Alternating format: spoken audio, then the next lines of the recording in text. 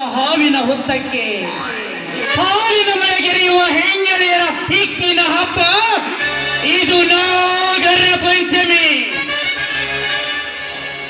ಆದರೆ ನನ್ನ ಪಾಲಿಗಿದು ರಕ್ತ ಸಾಗರದ ಸಪ್ತಮೇ, ರಕ್ತ ಸಾಗರದ ಸಪ್ತಮೇ.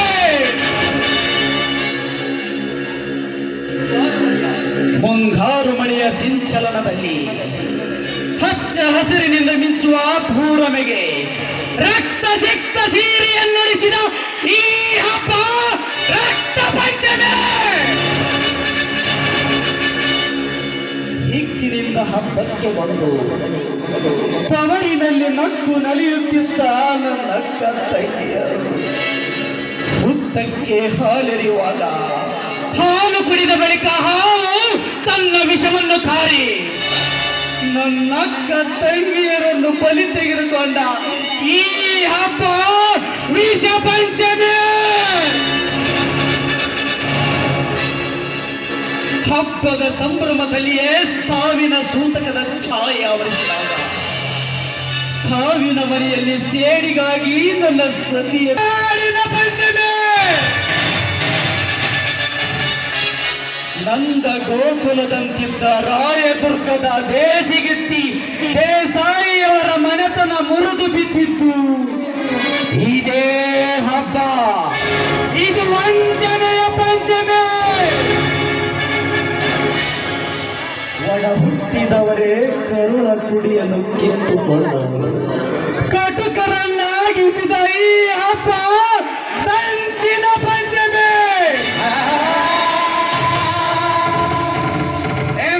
ಸಪ್ತ ಸೇಡುಳ್ಳ ಈ ರಾಗರ ಪಂಚಮಿ ಹಬ್ಬಕ್ಕೆ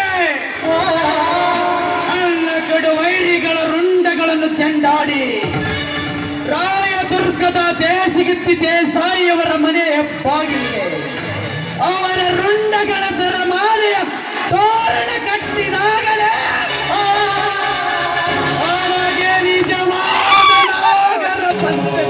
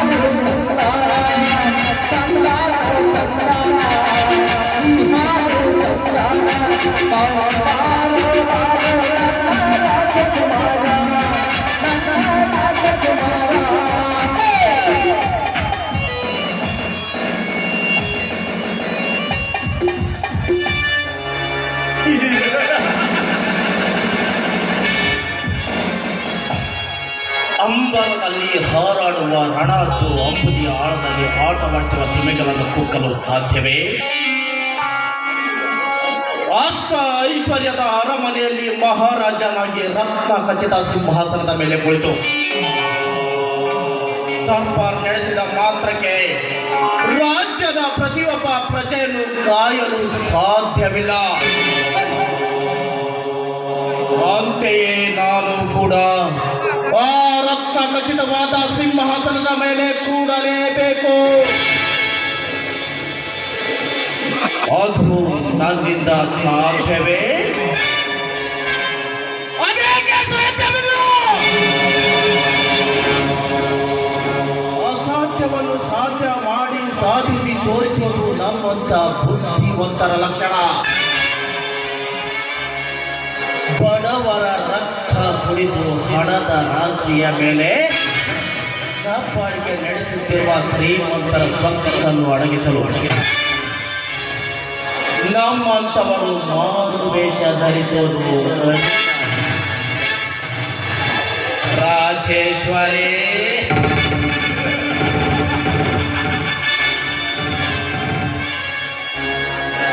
ಬಣ್ಣದ ಲೋಕದ ತ್ರಿಲೋಕ ಸುಂದರಿಯತೆ ಕಂಡುಗೊಳಿಸುತ್ತಿರುವ ನೀನೊಂದು ಬಂಧವಾದ ಕುದುರೆ. ರಾಜಕೀಯದ ಹುಚ್ಚು ಕುದುರೆಯನ್ನೇರಿ ಮುಕ್ತ ಮಾನವರ ಮೇಲೆ ನಡೆಸುವ ನಿನ್ನ ಸುಳ್ಳಿನ ಸವಾರಿಯ ಭಿನ್ನಾಣದ ಬದುಕು ನನ್ನಿಂದಲೇ ಅಂತ್ಯ ಎಂದು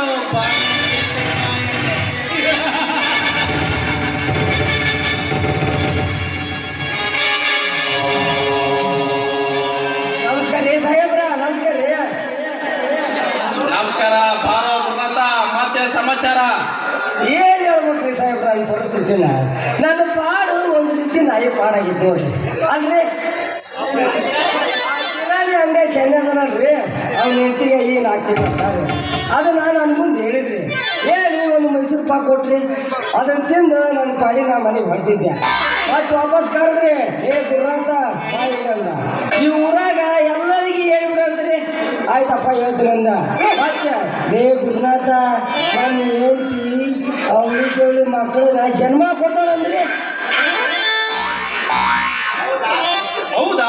ಹಿಂಗನ್ನ ಹಿಂಗ ಅಂದ್ರಿ ಅವ, ಹಿಂಗ ಅಂದವ್ರು ಅವ್ರು ಹೇಳ್ತಿ. ಆಗ ನಾನೊಂದು ಪ್ರಶ್ನೆ ಕೇಳಿದೆ, ಅಲ್ಲಪ್ಪ ಚಂದ ನಿನ್ನ ಹೆಂಡತಿ ಭಾಳ ವರ್ಷದ ನಂತರ ಹೊಟ್ಟಿಲ್ಲ ಹೇಳ, ಅದ್ರಾಗ ಬೇರೆ ನೀನು ಅವಳಿ ಜವಳಿ ಅಂತ ಹೇಳಕತ್ತಿ. ಇದು ಭಾಳ ಗಂಭೀರವಾದ ವಿಷಯ ಐತಪ್ಪ. ಅದ್ರಾಗ ಒಂದು ಮಗು ಮಾತ್ರ ಪಕ್ಕ ನಿಂದು ಅಂತಂದು ಅಂದ್ರೆ ಇನ್ನೊಂದು ಮಗು ಯಾರಂತ ಕೇಳಿದ್ರಿ. ಅಷ್ಟ ಮಗ ಸಿಟ್ಟಿಗೆದ್ದು ಒಳಗೆ ಹೋದ್ರಿ, ಮನೆಗೆ ಒಳಗೆ ಹೊಕ್ಕಂದ ಎಲ್ಲಿ ಮೂಲೆಗಿತ್ತ ಎಲ್ಲಿಲ್ಲ ತಗೊಂಡು ಚಪ್ಪಟ್ಲಿ ತೊಗೊಂಬಂದ್ರಿ. ಅವ ನನ್ನ ಮುಂದಾನ ಕಡಿತೀನಂದ್ರಿ. ಯಾಕಂದ್ರೆ ನಾಲ್ಕು ಪಕ್ಕ ಜನ ಅಂದ್ರೆ ನಮ್ಮ ಶಿವಮೂರ್ತಿಯಪ್ಪ ಅವನಂತಾರ, ಮತ್ತೆ ನಮ್ಮ ಮಿರಪ್ಪ ಅವನಂತಾರ. ಒಂದು ನಮ್ಮ ಜೀವ ಉಳಿಸಿದ್ರಿ, ಇಲ್ಲ ಅಂದ್ರೆ ಎತ್ ನಾನು ಹಣದ ಗ್ಯಾರಂಟಿ ಆವತ್ತ. ಅದಕ್ಕ ಅವನಿಗೆ ಕೊಡ್ಲಿದ್ದ ಹಂಗೆ ಕಡಿಯಾಕ ಬಂದಿತ್ತು ಅಲ್ಲೇ. ಹೋಗಿ ಹೋಗಿ ಇಂಥ ಪ್ರಶ್ನೆ ಕೇಳಿದ್ರ ಅಂದ್ಮೇಲೆ ಸುಮ್ಮನೆ ಬಿಟ್ಟಾರಲ್ಲೇ. ಬೇರೆ ಯಾರಾದ್ರೂ ಆಗಿದ್ರ ಕಂಬ ಕಟ್ಟಿ ಸೀಮೆ ಎಣ್ಣೆ ಬೆಂಕಿ ಹಚ್ಚಿ ಬಿಡ್ತದ ಮಗನ. ಏ ಹೇಳ್ರಿ, ನೀವು ಹಂಗಂತೀರಲ್ರಿ. ಅಂದ್ರೆ ನಾ ಏನು ಅನ್ಬಾರ್ದಂದಿನ್ರಿ. ಒಂದು ನಿಂದಪ್ಪ, ಇನ್ನೊಂದು ಅವ್ರದಪ್ಪ ಅಂತ ಕೇಳಿದ್ರೆ ನಾನು ತಪ್ಪೈತೇನ್ರಿ? ಹುಚ್ಚ. ಅದಕ್ಕ ನೀನು ಅವಾಗ ಕೊಡ್ಲಿ ತಗೊಂಡು ಕಡಿಯಾಕ ಬಂದಿತ್ತು ಅಲ್ಲೇ. ಆ ಚೆನ್ನಾಗ ಹ್ಯಾಂಡ್ ರೆಸ್ಟ್ಲೆ ಇದರಿ ಸಿಂಗಲ್ ಹೊಟ್ಟೆಗೆ ರೀ, ಗಂಡ್ರ ಒಬ್ಬನ ರೀ. ಅಂದ ಮೇಲೆ ಆಕಿ ಹೊಟ್ಟೆಗ ಹುಟ್ಟ ಮಕ್ಳು ಅವಾಗ ಹುಟ್ಟದಂತ ಅರ್ಥಲ್ಲ ಅಲ್ಲೇ. ಇಲ್ಲೇ ಮಿಸ್ಟೇಕ್ ಮಾಡ್ಕೊಂಡಿರಿ ನೀವು. ಅದು ಈಗ ನೀವು ಏನು ಹೇಳ್ತೀರಿ? ಹೆಂಡ್ತಿ ಒಬ್ಬಕ್ಕೆ ಹೌದ್ರಾ, ಗಂಡು ಒಬ್ಬನ ಹೌದ್ರಾ? ಹಂಗೆ ತಿಂಗಳ ಒಂದು ಮಗ ಹುಟ್ಟಬೇಕು. ಆದ್ರೆ ಇಲ್ಲಿ ಎರಡು ಹುಟ್ಟಾಕತ್ತೇವ, ಅದು ಹೆಂಗೆ ಸಾಧ್ಯ? ಗುರುನಾಥ, ನಿನ್ನ ಪ್ರಶ್ನೆಗೆ ಉತ್ತರ ಹೇಳೋದು ಭಾಳ ಕಷ್ಟ ಐತಿ. ನೀವು ಒಂದು ಕೆಲಸ ಮಾಡಿ, ಬಾಯ್ಲಿ ಬಾಯ್ಲೆ ಯಾಕ್ರಿ ಯಾಕ್ರಿ ಯಾಕ್ರಿ ಯಾಕ್ರಿ ಬಾಯ್ಲಿ ಆ ಕಡೆ ತಿರುಗ, ಆ ಕಡೆ ತಿರುಗ. ಮಗನ ನಿನ್ನಂತ ಜೊತೆ ಮಾತಾಡ್ಕೊಂತ ನಿಂತ್ಕೊಂಡ್ರೆ ಈ ಊರ ಮಂದಿ ನನಗೆ ಕೊಡ್ಲಿ ಹೇಳಿ ಕೊಡ್ತಾರ. ನನಗೆ ಕೆಲಸ ಐತಿ, ಬರ್ತೀನಿ.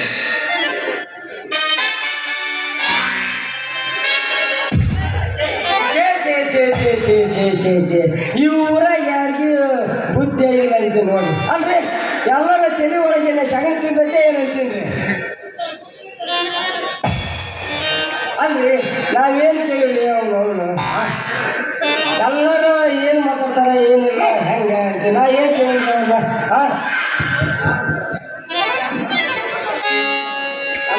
ಸಾಕಾಗೈತೆ ನೋಡ್ರಿ.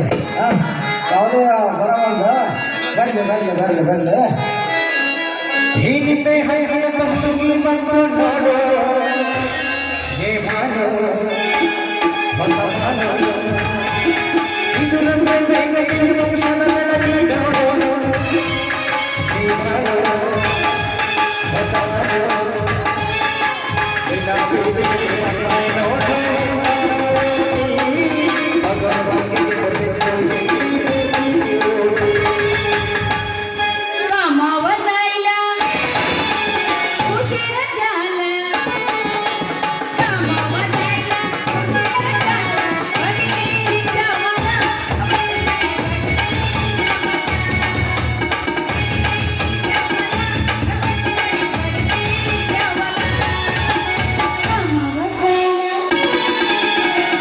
ಗದಗಿನ ಹೆಣ್ಣ ಮೈ ಬಣ್ಣ ನನಸಣ್ಣ ಏ ಬೆದಕಣ್ಣ ನಡೆಸೈದಾಗಿ ನಮ್ಮ ಸಣ್ಣ. ಗದಗಿನ ಹೆಣ್ಣ ಮೈ ಬಣ್ಣ ನನಸಣ್ಣ ಏ ಬೆದಕಣ್ಣ ನಡೆಸೈದಾಗಿ ನಮ್ಮ ಸಣ್ಣ. ಅಂತಿಂದ ಹೆಣ್ಣು ನಾನಲ್ಲ, ನನ್ನಂತ ಹೆಣ್ಣು ಯಾರೂ ಇಲ್ಲ. ನಾವು ಬರುತ್ತಾರೆ ಗೌರವರಿ, ಅತ್ತರಿ ಕಟ್ಟೆಯ ಕಟ್ಟಿ ನಿಲ್ಲುವರೆಲ್ಲ.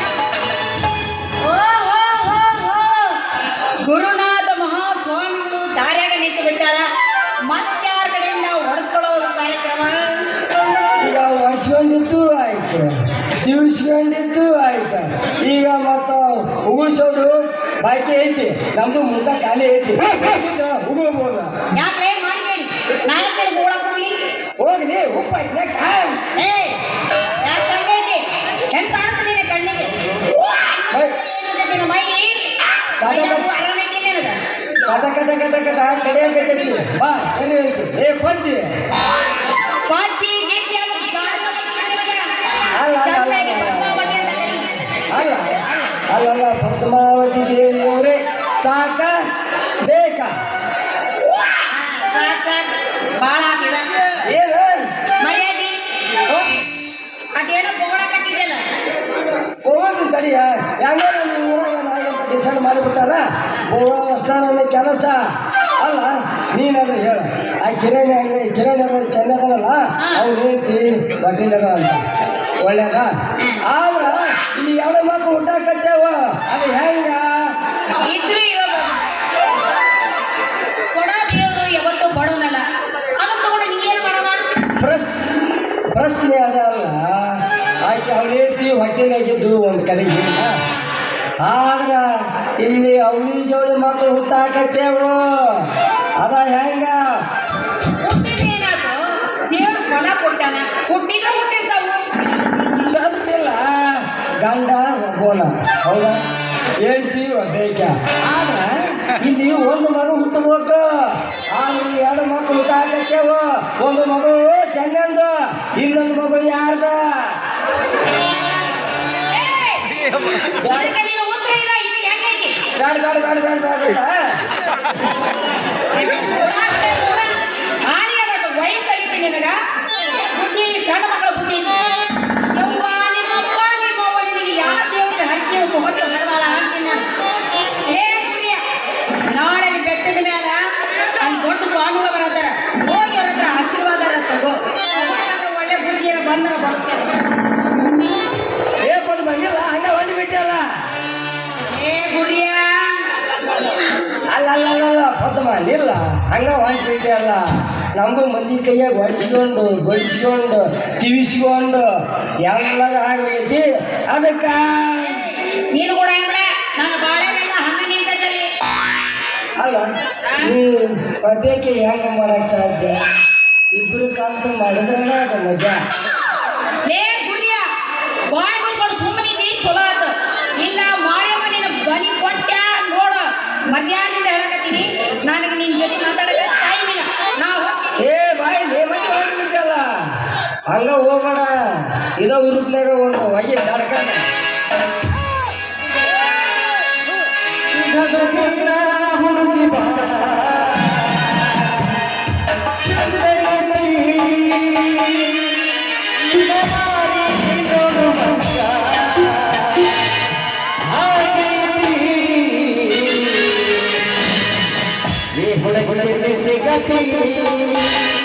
ನಿನ್ನ ಜೋಡಿ ಮಾತಾಡೋದೈತಿ ಈ ಹುಡುಗಿಯಲ್ಲಿ ಸಿಗತಿ ನಿನ್ನ ಜೋಡಿ ಮಾತಾಡೋದೈತಿ